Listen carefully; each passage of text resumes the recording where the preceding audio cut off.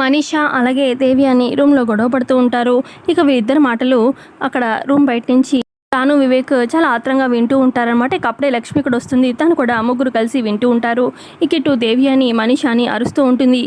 నీ గుట్టు ఇక అయిపోయినట్టేలే, ఇక ఇంట్లో నీకు అయిపోయింది, నువ్వు ఉండే ఛాన్సే లేదు. నీ మెడలో నువ్వు కట్టుకున్న తాళి, నువ్వు మాత్రమే కట్టుకున్న తాళి, అది నీ గుట్టు అదిగో ఆ లాకర్లో పెట్టుకుంది, దాచిపెట్టుకుంది ఆ సరియు దగ్గర ఉన్నంత వరకే. అయినా నువ్వు నన్ను ఏదో చేస్తానని నన్ను బెదిరిస్తున్నావేంటి?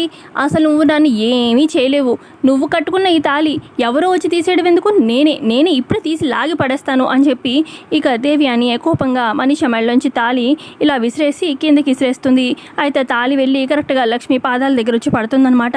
ఏంటంటే ఇలా చేశారు అని చెప్పి మనీష అరుస్తూ ఉంటే, మరి ఇలా కాక నువ్వు నన్ను బెదిరిస్తున్నావా, నువ్వు నన్ను ఏమీ చేయలేవు అని చెప్పి అలా దేవి అని అరుస్తూ ఉంటే మనీషపై ఇక అప్పుడే రూమ్లోకి వస్తారనమాట ఇటు జాను, వివేక్ అలాగే లక్ష్మి. ఇక దేవి అని అక్కడి నుంచి వెళ్ళిపోగానే లక్ష్మి అంటుంది మనీషతోని, ఏంటి మనీష, ఇదిగో నువ్వు కట్టుకున్న తాళి అలా తెగిపోయి నా దగ్గరకు వచ్చి పడింది.